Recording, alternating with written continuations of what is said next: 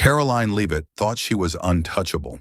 Sitting under the blinding lights of a live national broadcast, she smirked, leaned in, and tried to humiliate Alexandria Ocasio-Cortez with a jab that wasn't just cruel, it was calculated.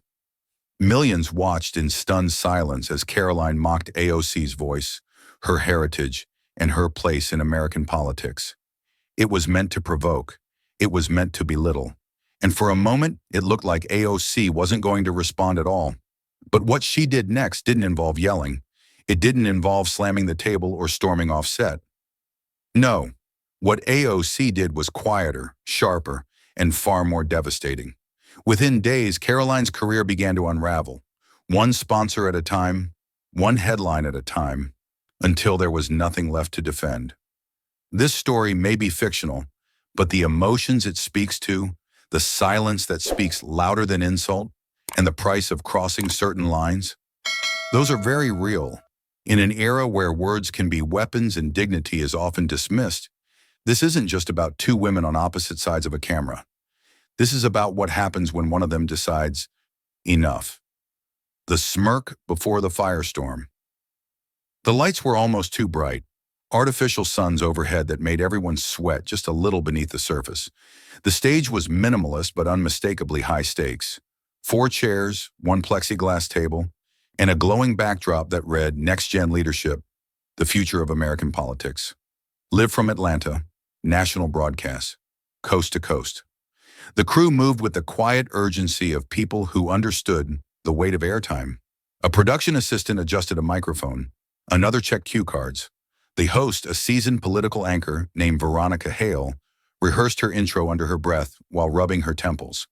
Something about the energy in the room felt electric, but unstable, like a storm just beyond the glass. Alexandria Ocasio-Cortez sat already in place, early as usual. She wasn't scrolling her phone. She wasn't fiddling with her notes. She was just still, composed. Her blazer was charcoal, her heels simple, her face untouched by panic. But her eyes, those moved. They scanned the studio slowly, absorbing everything. Behind her calm was a mind that missed nothing. Across the room, a door swung open with theatrical timing. Karoline Leavitt entered like she owned the broadcast. Blazer cinched, curls flawless, teeth camera white. Her team trailed behind her like a tailwind. Once a cable news darling, now a rising conservative firebrand, Karoline walked like someone who'd never been told no, or had learned to make the word irrelevant. "Miss Leavitt, you're up," called a producer, gesturing to the empty seat across from AOC. Karoline didn't respond, not verbally. She just smiled. But it wasn't the kind of smile that disarms. It was the kind that sharpens, that broadcasts to the room, "I'm here to take someone down." The countdown began. 10. The host cleared her throat. 9.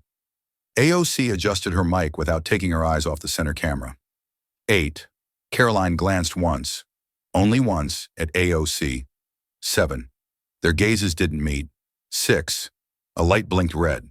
5. The floor manager gave a thumbs up. 4.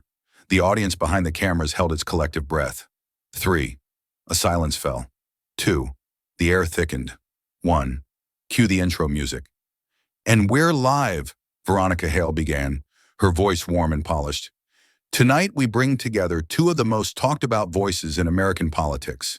Congresswoman Alexandria Ocasio-Cortez, representing New York's 14th District, and Caroline Leavitt, former press aide turned political commentator, now rumored to be eyeing a congressional run herself. The crowd gave a polite round of applause, but no one was here for pleasantries. "Our topic," the host continued, "is next-generation leadership. What it looks like, who defines it, and why it matters now more than ever." AOC leaned in first, not dramatically, just enough to signal presence. Her voice was low, clear, calm. "I think leadership today demands more than visibility. It requires listening. And for women, especially women of color, there's a pressure to lead in ways that don't make others uncomfortable. If you're too bold, you're threatening. If you're too quiet, you're weak. And navigating that tension, it's constant." The words weren't loud, but they landed. Caroline crossed her legs and tilted her head ever so slightly. That smirk returned, barely there, but unmistakable. The camera caught it. Millions would freeze frame it later. Veronica moved to the next question, but the atmosphere had already shifted. In homes across America, people leaned in, some nodding in agreement, some gripping their armrests, waiting. Something was coming. You could feel it. And somewhere behind the glass, in the control booth, a junior producer whispered to herself, "If something explodes tonight, it starts here." But no one, not even AOC, knew just how deep the cut would go. It started with a smirk, not the kind meant to charm or diffuse, but the kind that curled just slightly, like a spark teasing dry grass. Karoline Levitt had been quiet for the first few minutes of the panel, letting AOC speak with her usual steady poise. But she was never going to stay silent for long. Not when the cameras were rolling, not when millions were watching. AOC had just finished a measured, thoughtful point about the narrow lanes women of color are forced to navigate in public office. About how, if they're too passionate, they're labeled angry. If they're too composed, they're called cold. If they're too ambitious, they're accused of overreaching. She'd said it not with fire, but with clarity. It wasn't an accusation, it was a lived reality. And Karoline saw her moment. She leaned forward slightly in her chair, one hand brushing an imaginary wrinkle on her skirt, eyes narrowing just enough to register on camera. Her voice when she spoke was falsely casual, threaded with that polished sarcasm she'd perfected during her years in media. "Maybe," Karoline said, pausing just long enough to sound like she was choosing her words carefully, "if people stopped playing the victim and started acting like leaders, we'd get somewhere." There it was. The audience didn't gasp. Not yet, but the air changed. You could feel the slow, imperceptible shift, posture stiffening, muscles tightening, a quiet intake of breath from the front row. It wasn't what she said, not exactly. It was how she said it. The emphasis, the calculation, the dismissiveness. AOC didn't flinch. She didn't blink. She didn't look at Karoline. She looked straight ahead at the host, or maybe at something beyond the camera lens. Her silence wasn't avoidance. It was presence. But Karoline wasn't done. "And let's be honest," she continued, her tone now tightening into something colder, more pointed. "They don't dismiss you because of your heritage, Congresswoman.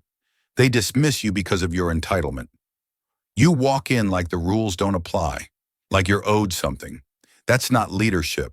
That's narcissism dressed up as progress." This time there was a sound.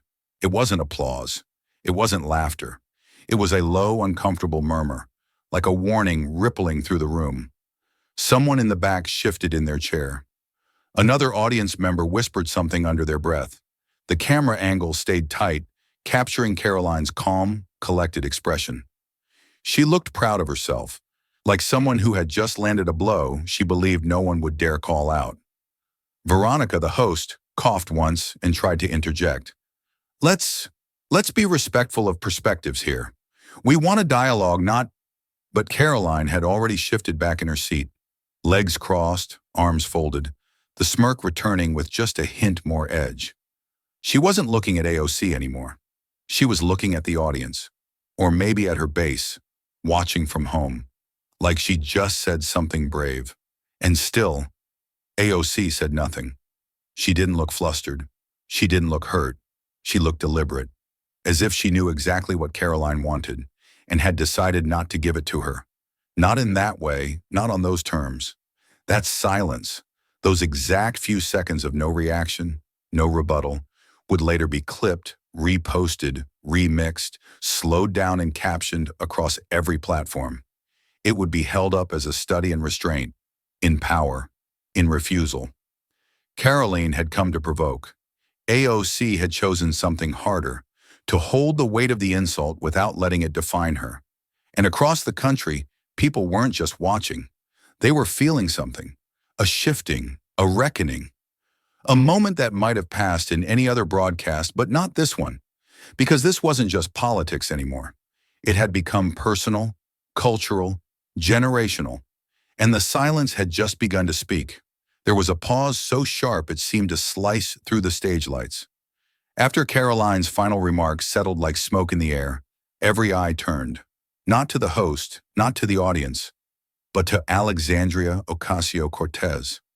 What would she do? Would she fire back, raise her voice, call it what it was? But AOC didn't rise to it. She didn't even shift in her chair. Instead, she allowed the silence to stretch a little longer, as if she was giving the words space to echo, to reveal their own ugliness without her help. When she finally spoke, her voice was even, measured, not loud, but unmistakably firm. Leadership, she said, her eyes steady on the host, not Karoline, isn't about being the loudest in the room. It's about knowing what your voice is for. Leadership isn't loud, it's responsible. She stopped there. Nothing more. No snark, no slogans, just that. The moderator, visibly relieved, nodded quickly and pivoted to the next segment. The show rolled on, questions continued, but the energy had changed. Something had shifted, and everyone watching could feel it. As soon as the red light above the camera blinked off, signaling a commercial break, the illusion of control snapped. The production crew buzzed into a quiet frenzy behind the scenes. The floor manager barked into his headset. A junior producer clutched her tablet like a lifeline. The control booth exploded in overlapping chatter. Clip that. Send to editing. We'll need a statement. Did we get the reaction shot? Somewhere in the background, the show's executive producer muttered, "This is going to blow up." Backstage, AOC stepped off the platform and into the dim hallway that led to the green rooms. An aide offered her water. She accepted it with a nod but didn't drink. Instead, she sat down on a small bench just outside her dressing area and quietly pulled a slim, black notebook from her bag. No one spoke to her. No one dared. She crossed one leg over the other, clicked her pen, and wrote a single line. They want a reaction, but silence can be louder. She stared at the page for a moment before closing the notebook and slipping it back into her purse. Across the country, the storm had already begun. Clips were already being cut by anonymous hands and uploaded to every platform within reach. Twitter threads emerged dissecting every frame of the exchange. TikTok creators stitched AOC's silence next to other iconic moments of political restraint. On Facebook, the clip was being reshared faster than moderators could tag it. The caption varied, but the feeling was the same. Did you see what she didn't say? Comment sections filled with interpretations, analysis, fury, praise, sarcasm, solidarity. Some viewers called Karoline's remark brave. Others called it venom, thinly veiled as honesty. But it wasn't Karoline people were quoting. It was AOC's stillness, in the line that hadn't. By the time the panel finished airing, the internet had already broken into pieces. The first clip was posted just 24 minutes after the broadcast ended. It wasn't the network's official account. It was some anonymous user with 12,000 followers who had screen recorded the moment AOC sat still, unwavering, as Karoline delivered her second, more pointed insult. The caption read simply, "She didn't even blink." Within an hour, that post had over 1.3 million views and was spreading across platforms like a dropped match on dry grass. On Twitter, still the digital coliseum for political firestorms, the hashtags took off like fighter jets. Hashtag AOC was silent. Hashtag smirk politics. Hashtag respect the pause. Hashtag say nothing. Say everything. Each tag had its own army of defenders and detractors. Some users called it a masterclass in restraint. Others claimed it was proof she had no argument. But no matter the spin, the virality was indisputable. By midnight, journalists were scrambling to catch up to the narrative already surging ahead of them. Blue-check accounts began weighing in, some with measured political analysis, others with straight-up memes. A side-by-side image appeared, AOC's still, unbothered face next to Karoline's triumphant smirk, framed by the words, "One of these is power, the other is noise." It was retweeted over 30,000 times in under 3 hours. On TikTok, creators jumped in with astonishing speed. One viral clip stitched AOC's silence with archival footage of Shirley Chisholm staring down segregationists in the 1970s. Another used audio from Maya Angelou's "Still I Rise," layered over a slow zoom into AOC's expressionless face, ending on the caption, "We've seen this before, and we know how it ends." It wasn't just the usual political crowd reacting. A U.S. Navy veteran posted a short thread describing how restraint in the face of provocation was the sign of true leadership. His post gained momentum among military circles, spawning commentary from former officers and even a few conservative voices who begrudgingly admitted that took discipline. An elementary school teacher in Chicago wrote about using the moment in her classroom to talk about emotional intelligence. A community college professor in Arizona created a lesson plan around media framing and power dynamics using the exchange as a case study, but with visibility came distortion. A conservative talk show host in Florida uploaded his own commentary video within hours, arguing that AOC had played the silence card to manipulate the narrative. He mocked the notion that stillness could be strength, calling it weaponized passivity. His video got picked up by fringe platforms and circulated rapidly in echo chambers, where the clip was repurposed as proof of AOC's so-called inability to handle real debate. Still, the story was no longer in the hands of pundits. It belonged to the people now, spliced, reframed, looped, captioned, and debated in the feeds of millions. For every attack post accusing her of deflecting, there were 10 more praising her composure. For every user claiming Karoline just told the truth, there were dozens pointing to the smirk, the tone, the history. And through it all, AOC said nothing. No tweets, no press statements, no reaction videos. But she didn't have to. The internet was already doing the talking. The silence that had once hovered like a question mark had transformed into an exclamation point, broadcast through the fingertips of thousands who saw more in what AOC didn't say than anything Karoline could have shouted. The message was clear. Sometimes the most powerful voice in the room is the one that chooses not to shout. By sunrise, Karoline Leavitt was already on the offensive. She didn't wait for her team to craft a response or for the media cycle to cool. Instead, she leaned in, hard. Her first appearance was on a conservative morning show in Nashville, where she smiled into the camera with a practiced ease and said, "Look, I said what people are thinking. The only reason it's controversial is because I told the truth without sugarcoating it." The host, grinning like an accomplice, nodded approvingly and chimed in, "Finally, someone who says what we all feel." The clip was clipped, subtitled, and shared within minutes. In one corner of the internet, Karoline was being hailed as bold, unfiltered, a warrior against political correctness. But in another, and rapidly growing, corner, the reaction was anything but supportive. People weren't just re-watching what she'd said on air. They were digging. And it didn't take long to find the cracks. Within a few hours, an old podcast episode resurfaced, Karoline laughing while mocking the concept of code switching, calling it linguistic cosplay for woke points. In another clip from a 2019 panel at a conservative college, she referred to AOAVE as street language dressed up like victimhood. Screenshots of tweets from her early career began circulating, one calling a black congresswoman aggressive with a dash of ghetto. Though the tweet had been deleted years ago, the internet had receipts, and the receipts didn't expire. Suddenly, her smirk didn't look like confidence. It looked like pattern. Corporate PR teams noticed. Quiet emails began circulating among sponsors who had previously backed her podcast and upcoming speaking engagements. One brand, a wellness company known for its values-first marketing, reached out to her management asking for clarity and alignment.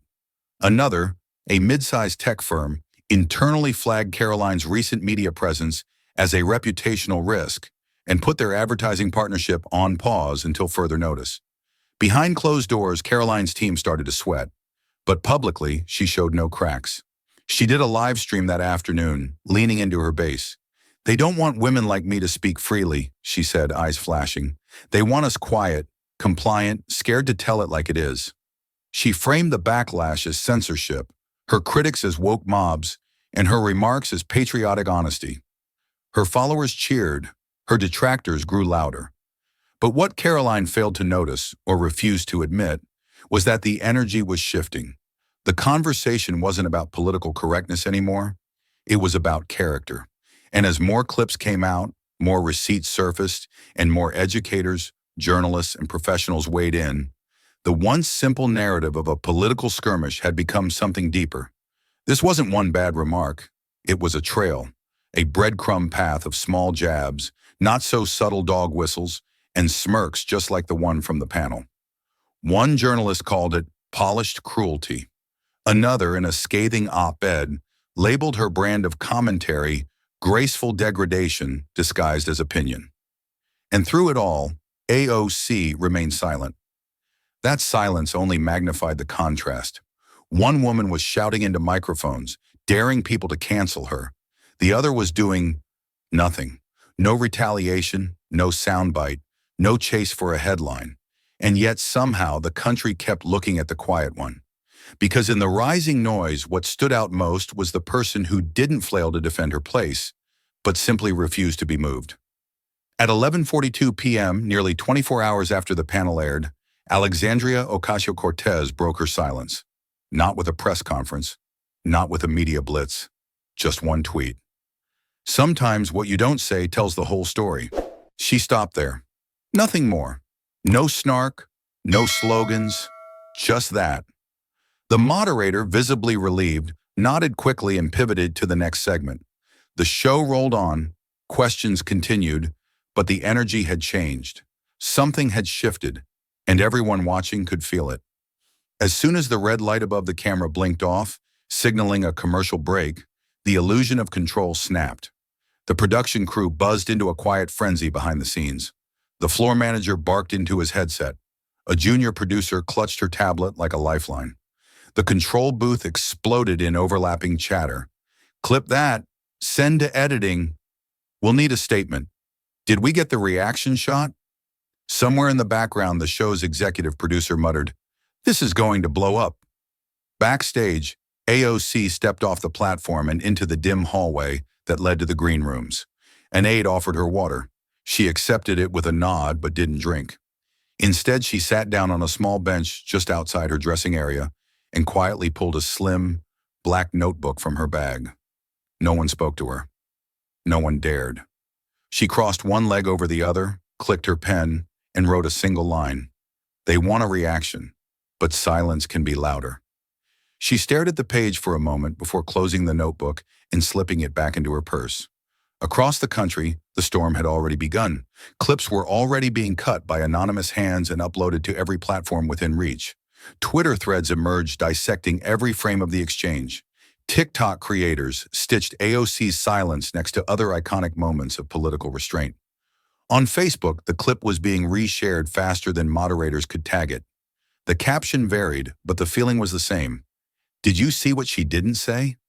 Comment sections filled with interpretations, analysis, fury, praise, sarcasm, solidarity. Some viewers called Karoline's remark brave. Others called it venom, thinly veiled as honesty. But it wasn't Karoline people were quoting. It was AOC's stillness, in the line that hadn't. By the time the panel finished airing, the internet had already broken into pieces. The first clip was posted just 24 minutes after the broadcast ended. It wasn't the network's official account. It was some anonymous user with 12,000 followers who had screen recorded the moment AOC sat still, unwavering, as Karoline delivered her second, more pointed insult. The caption read simply, "She didn't even blink." Within an hour, that post had over 1.3 million views and was spreading across platforms like a dropped match on dry grass. On Twitter, still the digital coliseum for political firestorms, the hashtags took off like fighter jets. Hashtag AOC was silent. Hashtag smirk politics. Hashtag respect the pause. Hashtag say nothing. Say everything. Each tag had its own army of defenders and detractors. Some users called it a masterclass in restraint. Others claimed it was proof she had no argument. But no matter the spin, the virality was indisputable. By midnight, journalists were scrambling to catch up to the narrative already surging ahead of them. Blue-check accounts began weighing in, some with measured political analysis, others with straight-up memes. A side-by-side image appeared, AOC's still, unbothered face next to Karoline's triumphant smirk, framed by the words, "One of these is power, the other is noise." It was retweeted over 30,000 times in under 3 hours. On TikTok, creators jumped in with astonishing speed. One viral clip stitched AOC's silence with archival footage of Shirley Chisholm staring down segregationists in the 1970s. Another used audio from Maya Angelou's Still I Rise, layered over a slow zoom into AOC's expressionless face, ending on the caption, "We've seen this before, and we know how it ends." It wasn't just the usual political crowd reacting. A U.S. Navy veteran posted a short thread describing how restraint in the face of provocation was the sign of true leadership. His post gained momentum among military circles, spawning commentary from former officers and even a few conservative voices who begrudgingly admitted, "That took discipline." An elementary school teacher in Chicago wrote about using the moment in her classroom to talk about emotional intelligence. A community college professor in Arizona created a lesson plan around media framing and power dynamics using the exchange as a case study, but with visibility came distortion. A conservative talk show host in Florida uploaded his own commentary video within hours, arguing that AOC had played the silence card to manipulate the narrative. He mocked the notion that stillness could be strength, calling it weaponized passivity. His video got picked up by fringe platforms and circulated rapidly in echo chambers, where the clip was repurposed as proof of AOC's so-called inability to handle real debate. 7 words, no hashtags, no tagging, no links, no images. Just black letters on a white background, posted quietly from her official account. Within 10 minutes, it had over 50,000 retweets. By morning, it was framed, quoted, and screenshotted across the internet like a digital heirloom. Verified accounts reposted it with simple captions: leadership, grace, strength. The tweet didn't escalate, it clarified, and it cast a long, steady shadow over everything that had happened in the past 2 days. Her staff, watching from the quiet of their DC office late that night, didn't speak for several seconds after it went up. The silence wasn't out of fear, it was reverence. They knew that AOC could have gone for the jugular. She could have clapped back. She could have listed facts, posted data, highlighted hypocrisy. She had all of that at her disposal, and yet she had chosen to lean out, not in. And somehow that choice said more than any counterattack ever could. The next morning, the messages began to arrive. Not on social media, but in her office inbox. Dozens, then hundreds. Some were long emails, others were voicemails, handwritten notes, even a few faxes from older constituents who'd never used Twitter but had seen the news on television. They all carried the same undercurrent. Thank you for not yelling. Thank you for not becoming what they wanted you to be. But one letter stood out. It came in a small lavender envelope, addressed in looping, imperfect cursive. Inside was a piece of lined notebook paper torn from a school journal. The handwriting was large, a little uneven, and at the top, in careful lettering, it said, "Dear Ms. Ocasio-Cortez, my name is Liana. I'm 13 and I live in El Paso. I saw the clip where the other lady was mean to you. I thought you were going to yell like people do on TV, but you didn't. You just stayed quiet. I never saw someone do that before and still look strong. My mom said that's called dignity. I think I want to be like that when I grow up. Thank you for not yelling. I saw myself in that stillness. Love, Liana." AOC read the letter in her office with the blinds drawn, the city humming outside like it always did. She folded it slowly and slid it into her notebook, the same one where she'd scribbled her first private reaction to Karoline's words. She didn't say anything to her staff about it, but when she stood up, there was a different weight in her steps. Not heavier, just more grounded. That was the thing about silence. When chosen, when measured, when earned, it didn't diminish a voice, it deepened it. And in a country obsessed with volume, Alexandria's stillness had become a message loud enough for even the smallest ears to hear. The Capitol office was quieter than usual, but it wasn't the peaceful kind of quiet.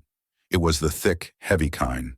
The kind that settles over a room when something important is being weighed, not just discussed.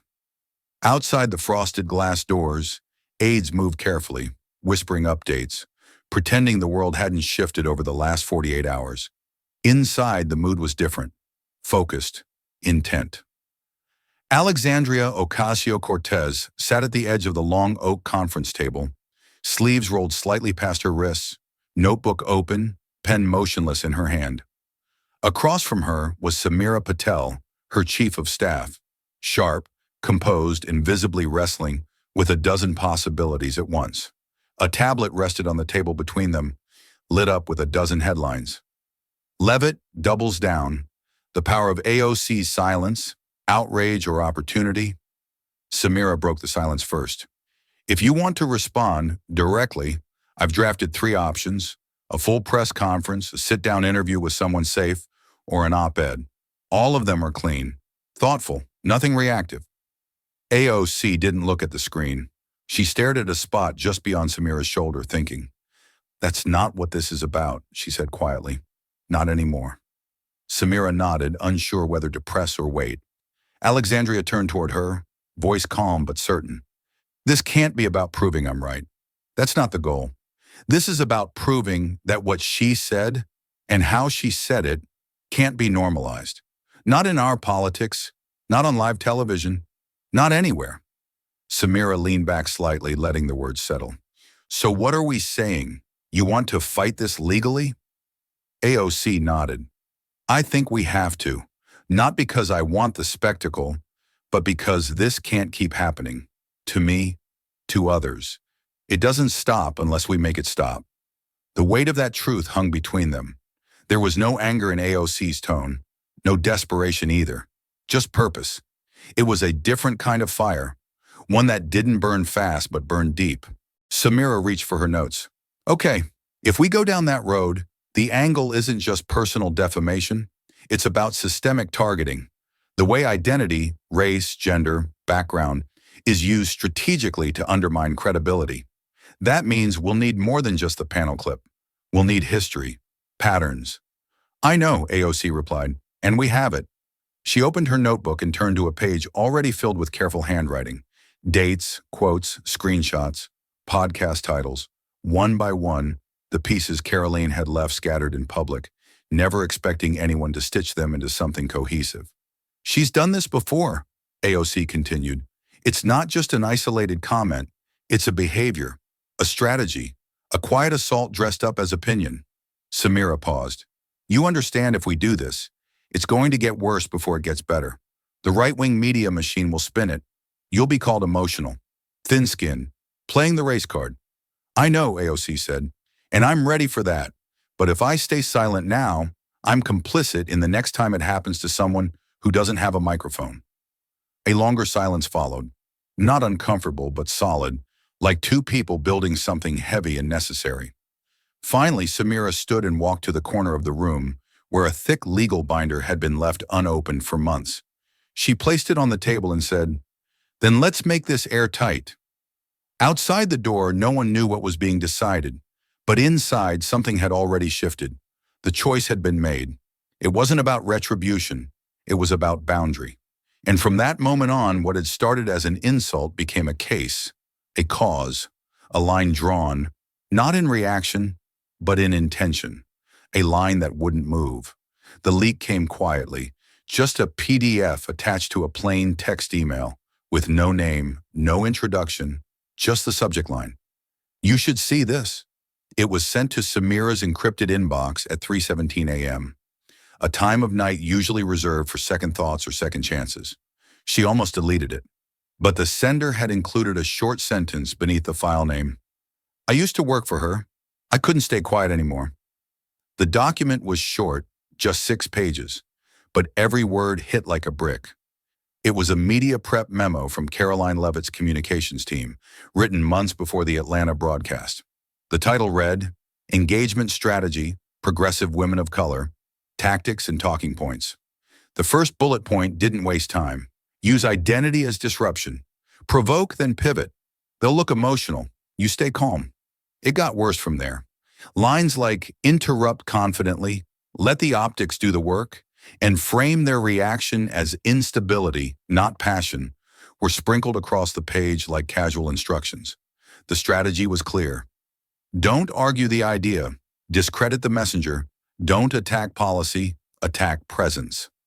When Samira slid the document across the table at their next meeting, AOC read it once, then again, slower the second time. Her face didn't change, but her pen tapped softly on the edge of her notebook, rhythm steady, like a ticking clock. She planned it. Samira said quietly. She rehearsed it, AOC replied.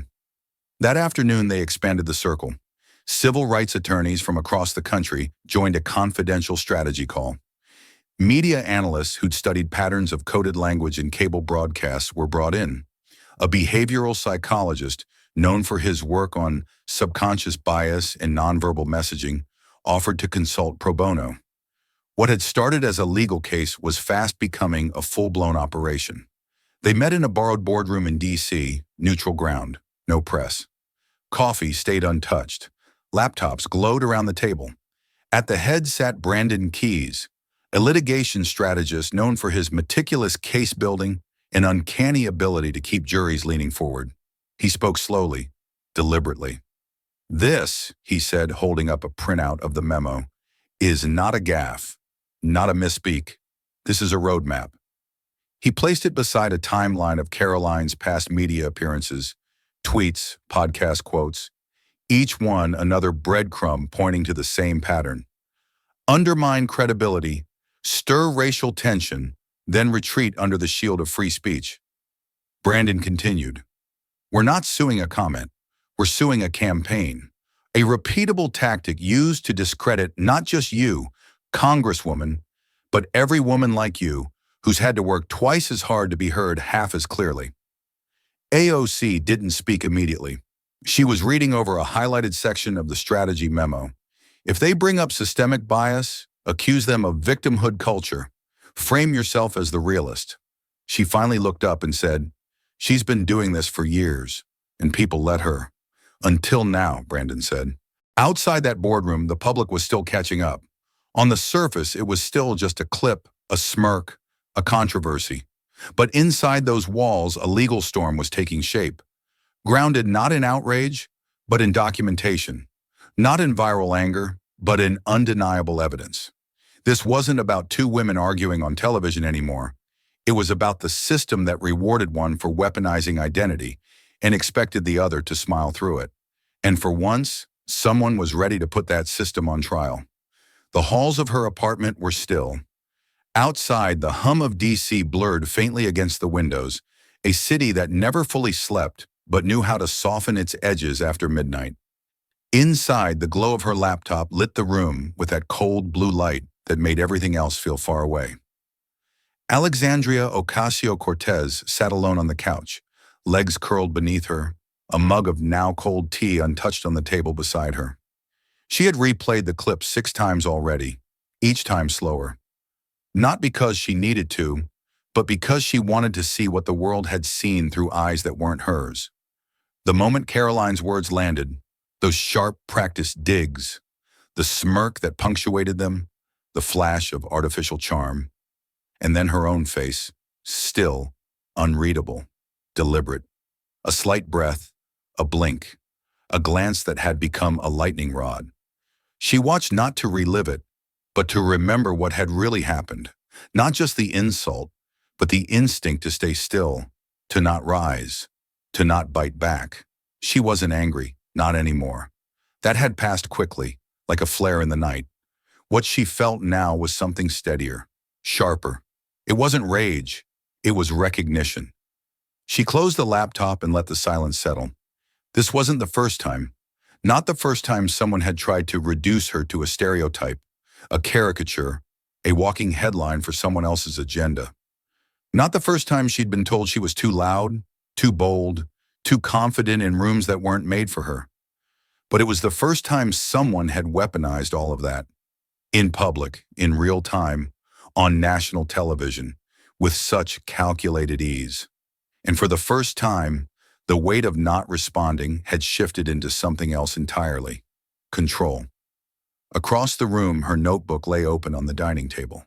She walked over slowly, barefoot, the wood floor cool under her step.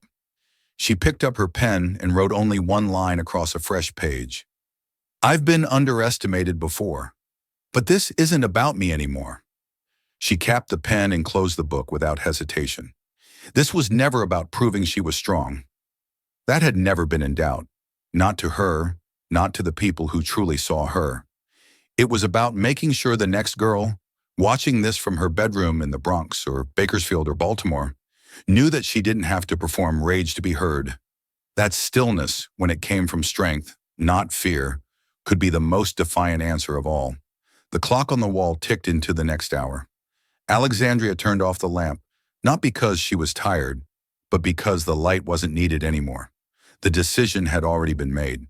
She wouldn't yell. She wouldn't fight dirty. She wouldn't trade dignity for attention. She would move like she always had, deliberately, purposefully, and forward. And this time, the whole country would follow her silence straight into the storm. The complaint was filed at 9:02 a.m. in the United States District Court for the Southern District of New York. It arrived in a slim, black folder marked with a golden seal, carried by a junior member of AOC's legal team, whose hands trembled just slightly as she handed it to the clerk. The document inside was 62 pages long, dense with citations, excerpts, annotated video transcripts, and a chillingly detailed timeline of behavior. Its language was clinical, but its message was unmistakable. This wasn't just a response, it was a declaration. The lawsuit named Karoline Leavitt as the sole defendant. The claims were severe: reputational damage, defamation with targeted malice, and the amplification of systemic racial and gender bias through strategic public rhetoric. It detailed not only the incident during the panel in Atlanta, but also a string of past statements and media appearances that built a case not of one poor judgment, but of pattern, planning, and precision. The number that drew headlines was $75 million in damages, an amount large enough to make national anchors pause mid-sentence, big enough to move the story from social media to the front pages. Some called it excessive, others called it symbolic, but behind closed doors, no one doubted it was serious. That afternoon, AOC stood before a line of microphones on the courthouse steps. The wind whipped slightly through the plaza, pulling strands of hair across her cheek that she brushed away without breaking eye contact. Her team stood behind her, Brandon Keys, Samira, and two legal associates flanking either side. But she stepped forward alone. She wore no podium, no cue cards, just a calm gaze and a voice that didn't need to rise to be heard. "I've been asked why I'm pursuing this," she began. "Why now? Why this time?" And the answer is simple.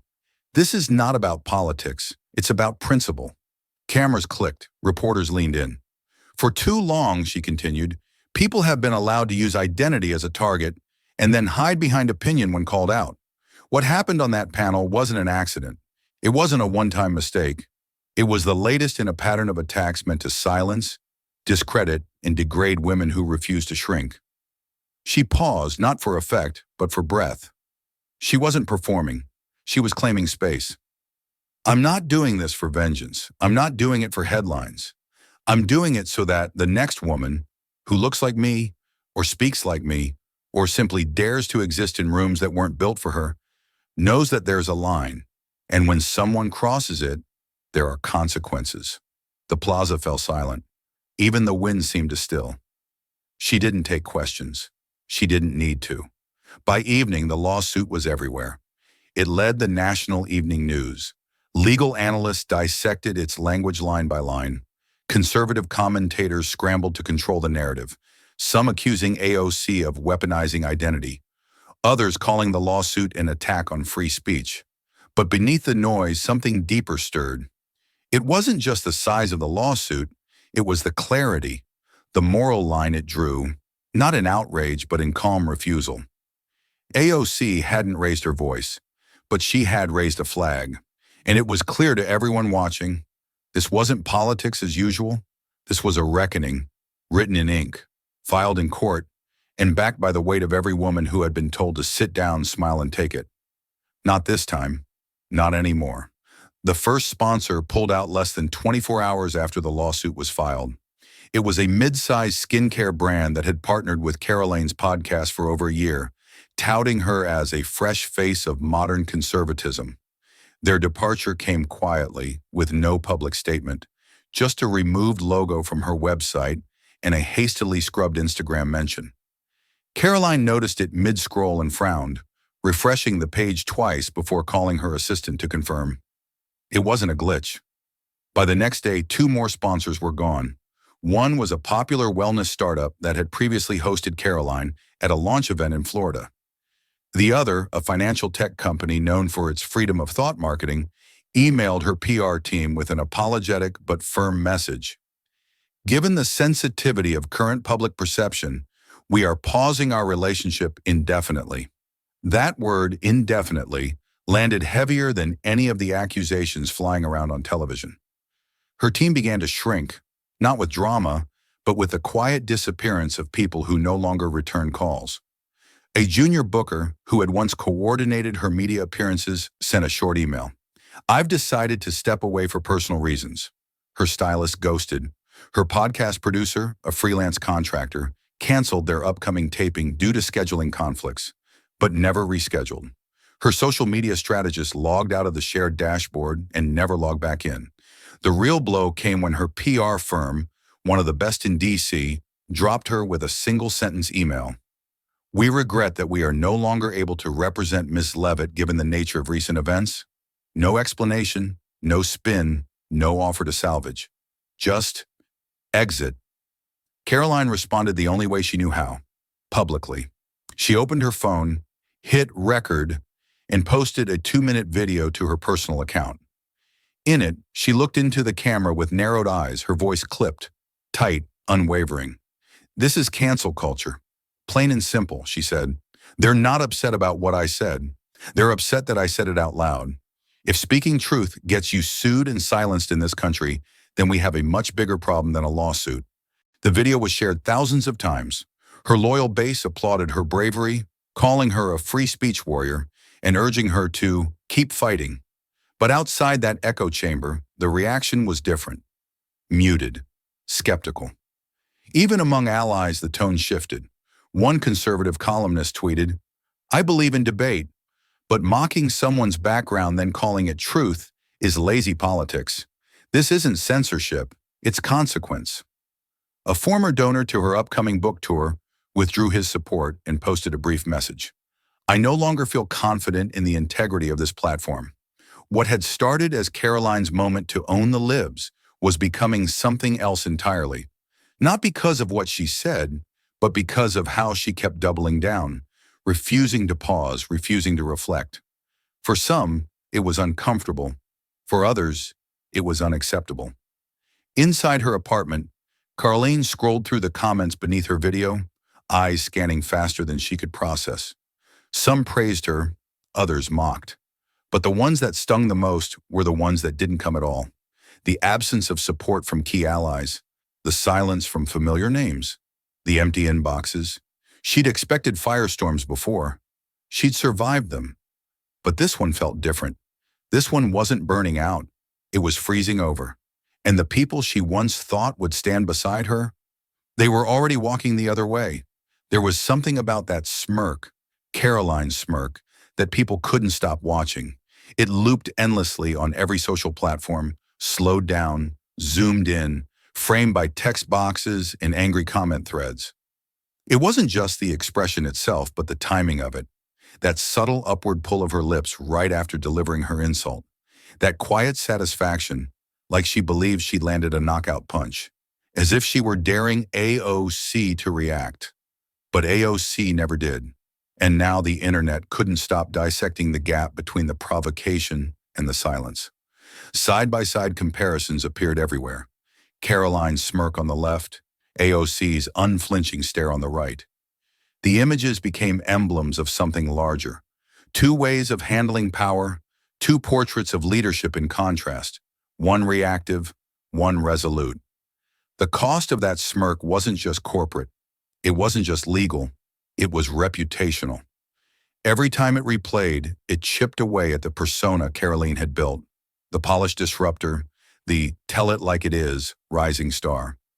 In its place grew another image, someone who mistook cruelty for candor and arrogance for authenticity.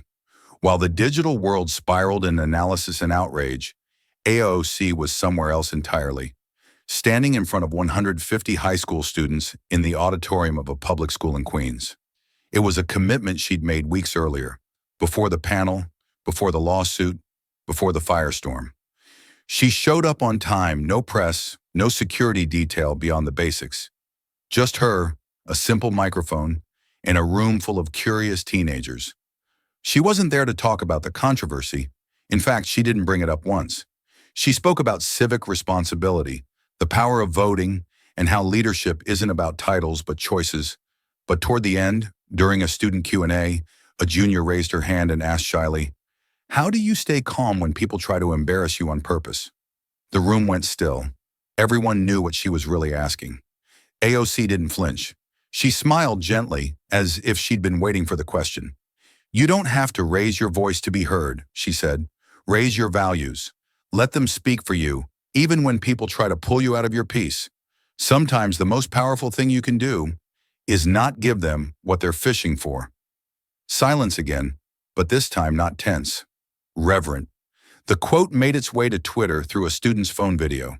Within hours it went viral. The caption read simply, "She came to our school, and she brought peace." Journalists picked it up, celebrities reposted it, educators played it during morning announcements. And once again, AOC wasn't raising her voice, she was raising the bar. Meanwhile, Karoline's smirk kept looping, but fewer people were laughing. Because slowly, undeniably, the country was beginning to realize, you can mock stillness all you want. You can call it weakness. You can try to twist it into submission. But when stillness is chosen, and when it's rooted in truth, it doesn't disappear.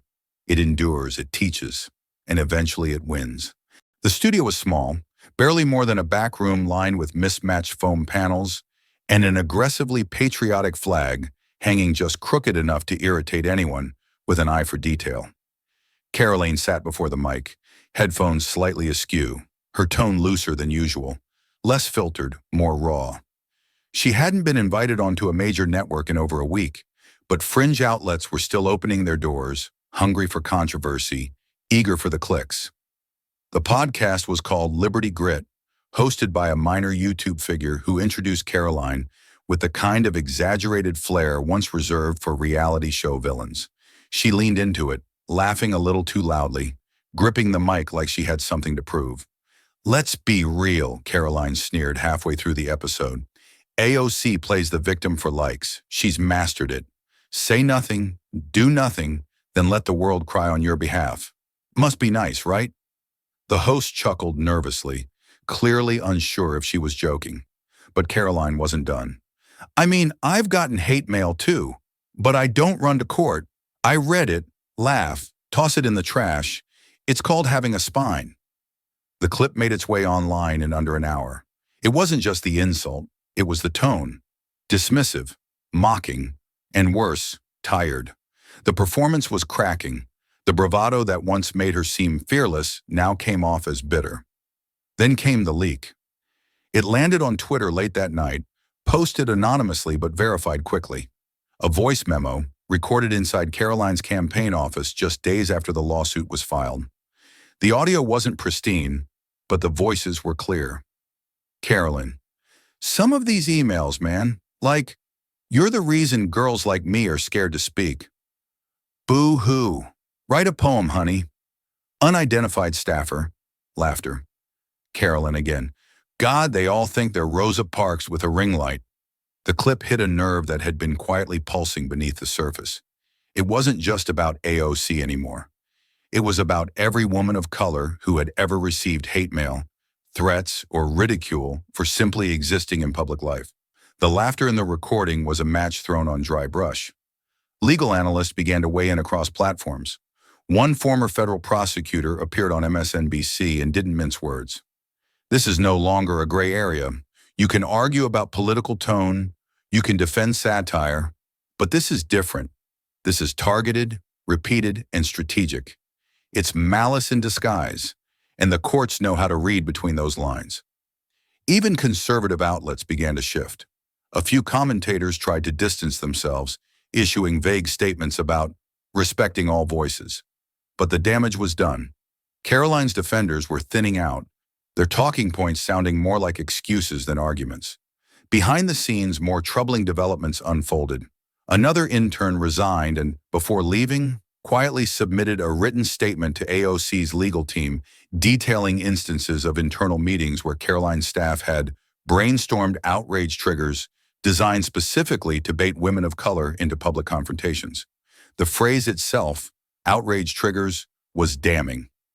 Back in her campaign office, Karoline sat at her desk staring at her phone, watching as the latest clip spread like wildfire. She played it again, her own voice laughing at letters filled with fear and pain. She hadn't meant for it to leak. She hadn't even remembered it being recorded. But there it was, forever. The armor that once gleamed with confidence now showed visible cracks. And the more she tried to defend it, the faster it crumbled. Because arrogance may win airtime, but accountability lasts longer. And the reckoning was no longer on its way. It had arrived. The headlines were relentless.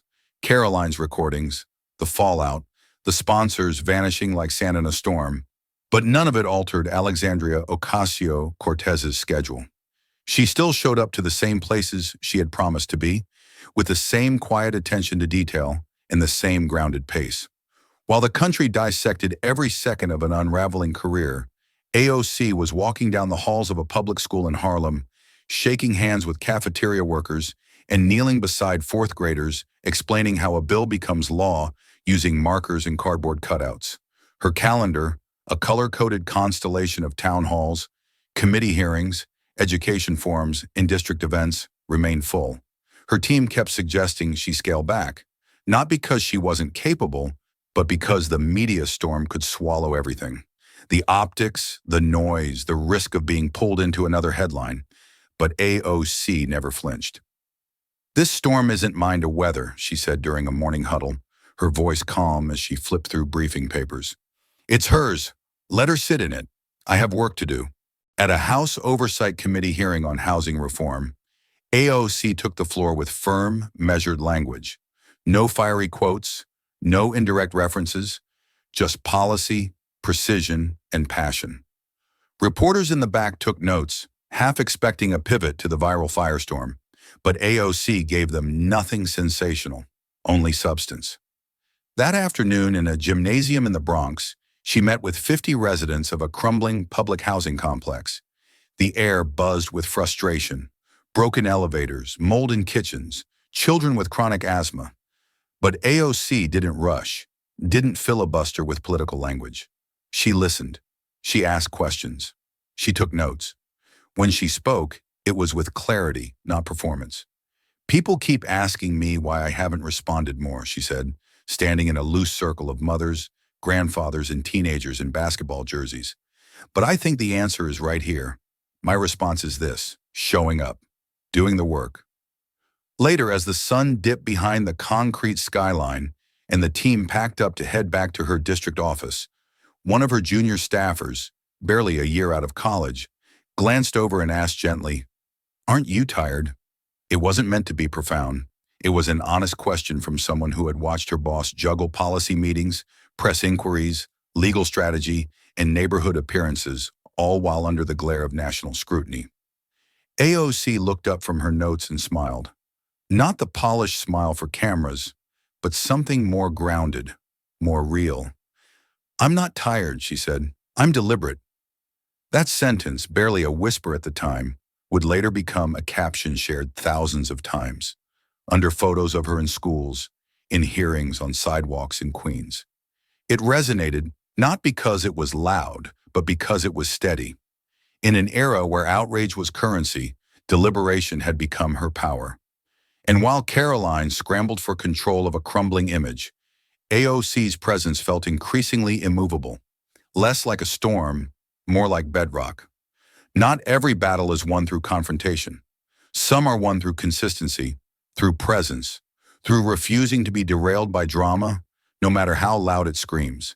And in that silence, in that steadiness, Alexandria Ocasio-Cortez wasn't just surviving. She was leading. Something subtle began to shift, not with a bang, but with a long, uneasy exhale. Across the country, in places where Alexandria Ocasio-Cortez's name had once sparked only derision, a new tone was emerging. Pause. It began with a few phone calls to her district office, not from supporters, not from longtime allies, but from strangers, former Karoline Leavitt donors, men and women who, weeks earlier, had attended fundraisers where AOC's name was treated like a punchline. The first voicemail was simple. An older man, voice low and scratchy, said, "I didn't see it before. I just, I didn't see it. I'm sorry." No name, no return number. Then another call, this time from a woman who had once hosted Karoline at a local conservative event. "I may not agree with you politically," she said, "but what was done to you wasn't politics. It was personal, and it was wrong." The staffers who received these calls wrote notes, not out of disbelief but quiet astonishment. Something was cracking, not just in Karoline's camp, but in the public's emotional tolerance. What had first been seen as a spicy moment in a political panel now looked like something else entirely. A mean-spirited performance aimed at dehumanizing, not debating. Opinion pieces began to mirror the change. One in particular stood out. It came from a conservative columnist known for his unapologetically right-leaning takes. The headline read, "This isn't about sides anymore. It's about standards." In it, he wrote, "I've criticized Representative Ocasio-Cortez plenty. I will again, I'm sure. But watching the events unfold over the past few weeks, I've had to ask myself, what are we defending? Because if politics is now reduced to taunting women of color on live television, then we're not standing for liberty. We're standing in quicksand, and it's sinking us all." The column spread like wildfire, shared across ideologically diverse timelines, quoted by late-night hosts, printed in Sunday papers. Even those who didn't agree with every word nodded at its final sentence. Courage is not how loud you speak. It's how steady you stay when others want you to crack.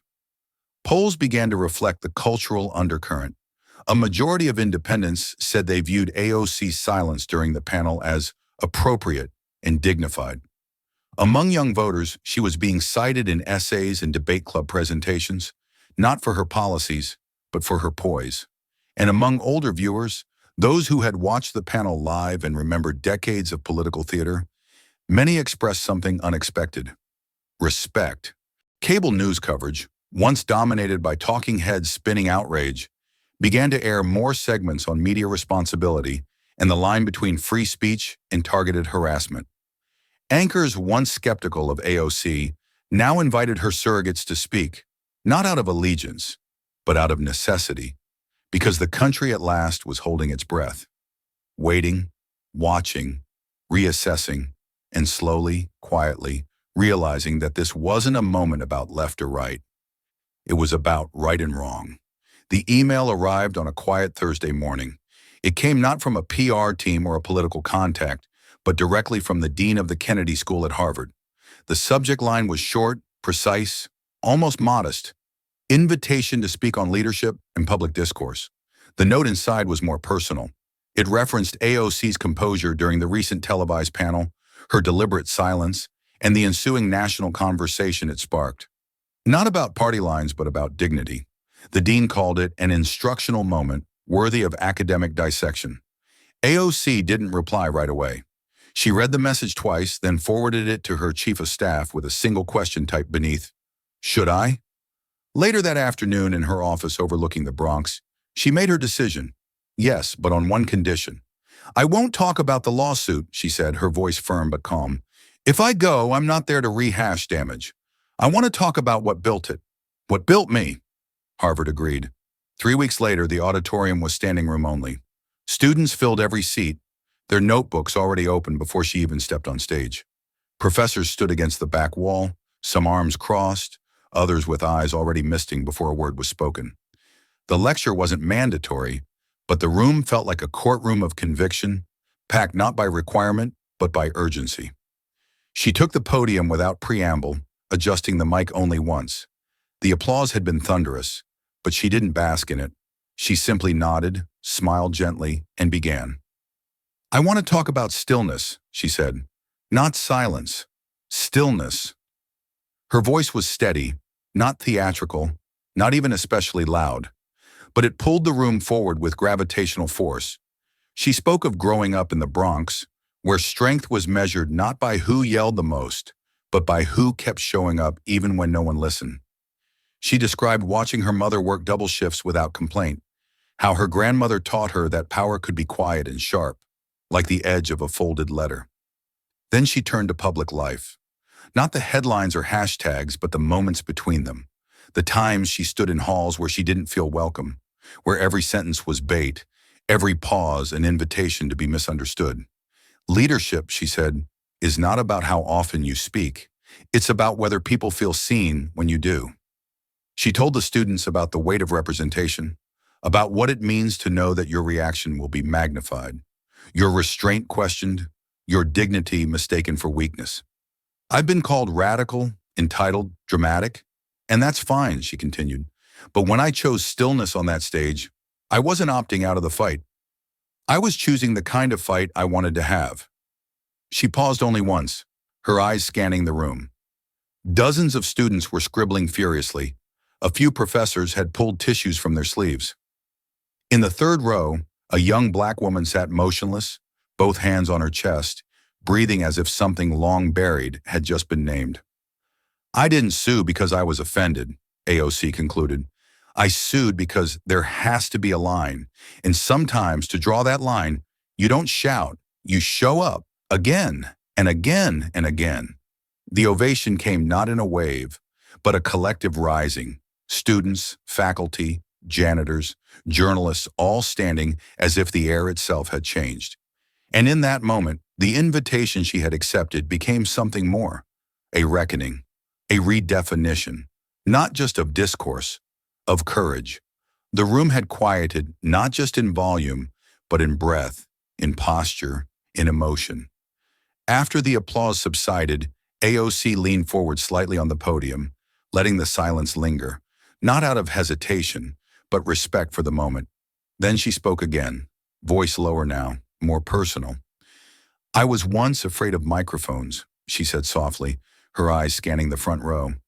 Not because I had nothing to say, but because I didn't know if I'd be heard right. The audience didn't stir. It was the kind of confession that didn't require dramatics, only honesty. And in that line alone, something shifted. The students stopped taking notes. The professors leaned in. The air became thick, not with anticipation, but reflection. She didn't name names. She didn't have to. I used to worry that my tone would be read before my words, that my accent, when I let it slip, might discredit the policy I'd spent months preparing, that if I was too passionate, I'd be called angry, and if I was too calm, I'd be called cold. AOC paused, letting the discomfort land before she moved forward. We don't talk enough about code switching, about the quiet calculations so many of us make before we speak in certain rooms. Should I say it this way? Should I nod more? Should I smile to soften the facts? A few heads nodded. In the fourth row, a student whispered yes under her breath. She continued, and for a long time I complied with those invisible rules, not because I believed in them, but because I didn't want to be disqualified by people who never questioned themselves. I thought the only way to be taken seriously was to shrink just enough to fit the room. She looked up now, letting her eyes rest on one section of the audience at a time, like she was talking to each person directly. But there's a difference between shrinking and shaping. And the moment I realized that, the moment I stopped apologizing for how I took up space, was the moment I found my voice. A quiet rustle passed through the room. Not discomfort, recognition. She went on to talk about dignity, not the kind that comes from titles or resumes, but the kind that holds its shape under pressure, the kind that doesn't clap back at every insult, not because it can't, but because it chooses not to. Sometimes silence is not retreat, she said. Sometimes it's armor. Sometimes it's a strategy. And sometimes it's the only thing loud enough to cut through the noise. There was no mention of Karoline Leavitt, not once. No lawsuits, no press drama, no viral sound bites. But the entire room knew what she was referencing, and yet it felt bigger than any one confrontation, because what she was offering wasn't gossip. It was a framework, a blueprint for resilience. She closed with a reflection that didn't just belong to her, but to everyone who had ever sat in a meeting wondering how to be both authentic and accepted. Leadership isn't about winning the mic, AOC said. It's about earning the moment. And sometimes the most radical thing you can do is stand in your truth and not explain it to anyone. The final silence in the room didn't feel like an absence. It felt like presence, as if the walls themselves had taken a breath and held it. No names had been spoken, but the truth had been heard. The lecture had technically ended. The applause had surged and settled, the audience still half on their feet, unsure whether to leave or linger. But the microphone planted in the center aisle remained, and so did one young woman, slim, nervous, her hand trembling just slightly as she gripped a worn leather notebook. A professor motioned for her to go ahead. She didn't fumble. Her voice was clear, soft but steady. "How do you stay calm," she asked, "when they try to dehumanize you?" The room fell completely silent, not just in anticipation, but in the collective recognition that this wasn't a rehearsed question. It wasn't hypothetical. It came from the gut, from someone who had probably been called something she wasn't, more times than she could count. AOC turned slowly toward her, both hands resting on the edge of the podium. She didn't answer right away. She didn't nod or tilt her head in that typical politician way that buys time. She simply looked at the student as if she were the only one in the room. Then finally she spoke. "Because the moment I fight to prove I'm not their label," she said, "I validate their script." Her voice wasn't sharp. It wasn't even defiant. It was grounded, like granite. "They want the reaction," she continued. "They need the explosion. That's what makes the clip, right? That's what feeds the machine. If I raise my voice, I'm angry. If I defend myself too much, I must be guilty. But if I stay calm, if I speak like they can't shake me, I rewrite the scene." The student was frozen, no longer nervous, just listening. The whole auditorium leaned into her question now, because AOC had widened it, made it universal. "I didn't grow up with power," she said. "I didn't walk into Congress with permission. Every room I've entered, whether it was a restaurant kitchen or a Capitol hearing, I've had to decide, do I let them set the terms of my presence, or do I define it myself?" She paused again, letting the idea land fully. "I'm not here to perform," she said. "I'm here to build." A murmur rippled through the back rows. That sentence, that shift. "And I'll be honest with you," AOC added, "some days I do want to yell. Some days I rehearse the perfect comeback in my head and think, that would have shut them down. But then I remember, shutting someone down doesn't build anything. And the people who believe in you, they don't need you to win the moment. They need you to survive it and then keep going." The student nodded, one slow, intentional nod, as if the words weren't just heard but inhaled. And with that, AOC gave a final smile. Not one for the cameras, but for the room, for the girl, for anyone who had ever been labeled, dismissed, or baited, and had the courage not to play along.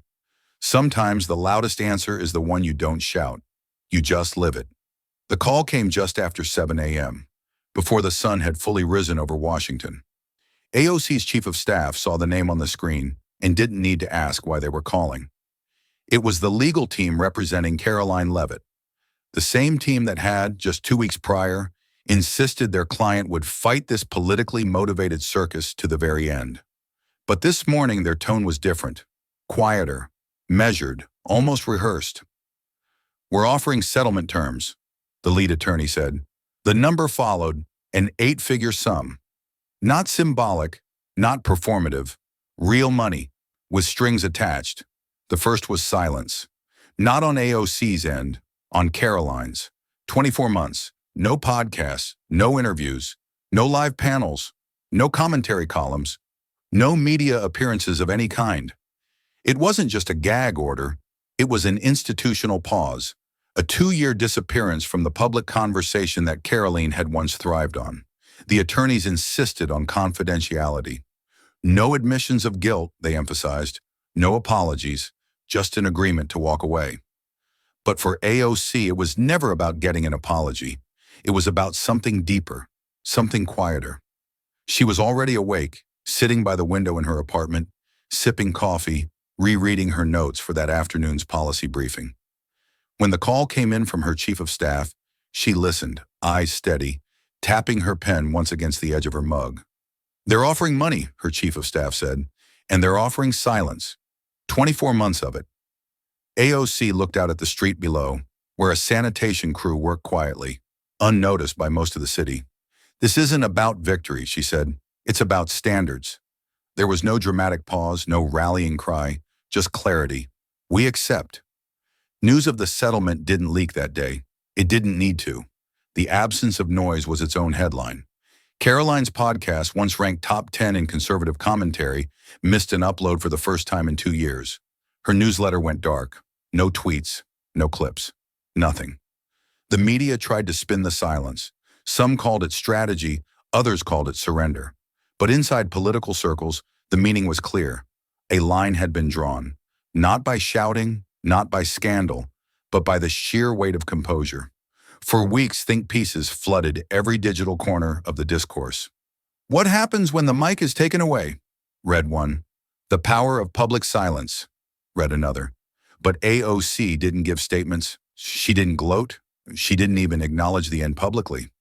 Instead, she attended a local labor rally, spoke to third graders at a Bronx elementary school, and introduced a housing bill with bipartisan support. When a reporter tried to sneak in a question about the settlement during a press line, she paused only for a second, smiled gently, and said, "Sometimes we don't need to relive a chapter once we've turned the page." And just like that, she moved on. Not with noise, not with fireworks, but with the same deliberate steadiness that had carried her through the storm. And somewhere, behind closed doors, an entire team of lawyers sat in a boardroom, quietly acknowledging that silence, when earned, could be the most deafening sound of all. There were no balloons, no podiums, no victory laps.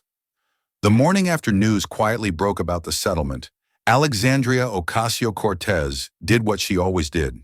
She showed up. No cameras followed her to the Bronx Community Center. No press releases were sent.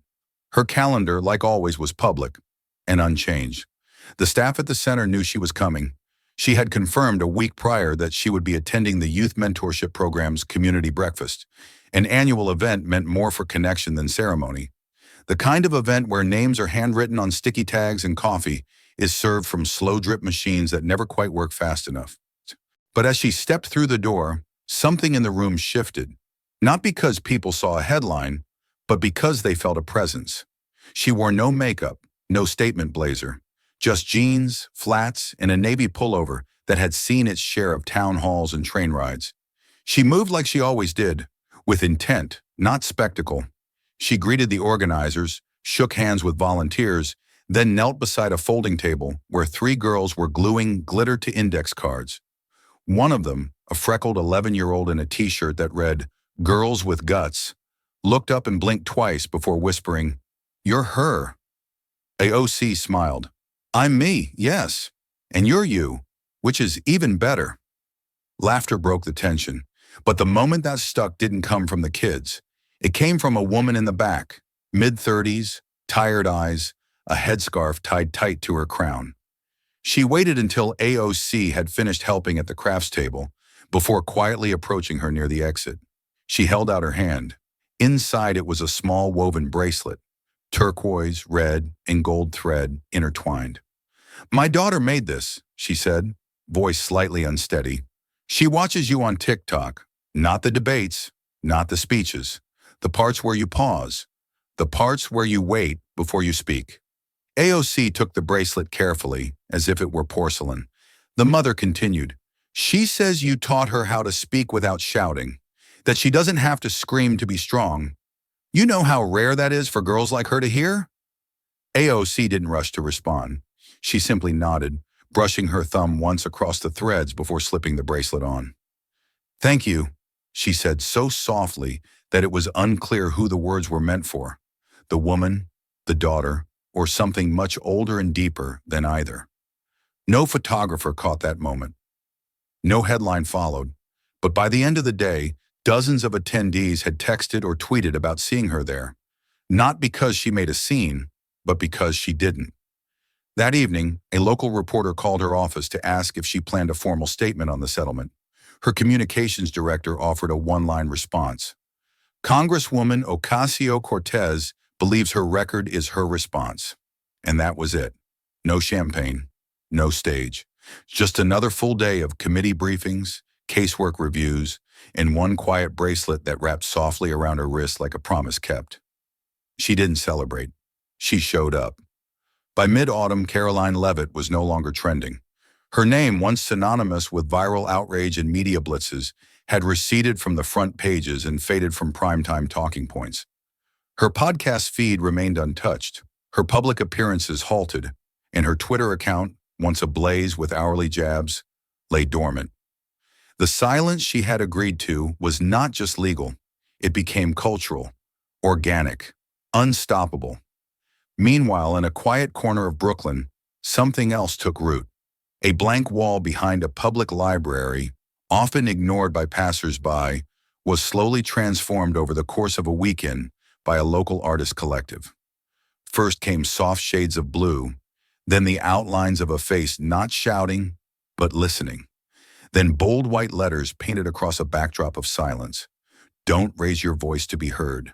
Raise your values. AOC's words. Now a mural. Now a moment etched into the pulse of a city. Teenagers stopped to take selfies beneath it. Teachers printed it out and pinned it to classroom walls beside quotes from Audre Lorde and Dolores Huerta. It didn't need explanation. It wasn't a campaign slogan or a headline. It was simply a truth that had proven itself. In town councils from Illinois to New Mexico, AOC's speech at Harvard was cited in conversations about decorum and civic duty. On college campuses, professors assigned it in political theory classes, not as a partisan artifact, but as an example of rhetorical discipline, of what it meant to choose restraint not out of fear, but out of strength. She never asked for this kind of legacy. She hadn't set out to be the face of composure or the icon of resistance without retaliation. But that's what made it matter more. It wasn't manufactured. It had emerged from a moment when she could have fought fire with fire and chose not to. She kept working. Never made the mural about herself. Never shared it on social media. Never claimed the growing cultural shift as her win. But across communities, conversations changed. Loud no longer equaled strong. Silence no longer equaled surrender. And when young women of color found themselves on the receiving end of doubt, dismissal, or distortion, they didn't just snap back. They paused, held their ground, and let their stillness do the talking.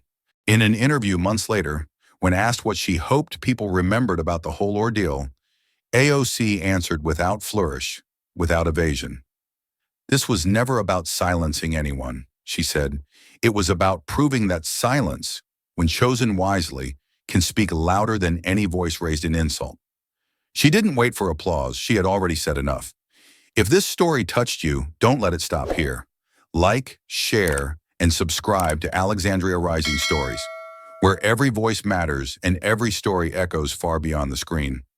This story is a fictionalized and dramatized narrative created for educational, inspirational, and storytelling purposes.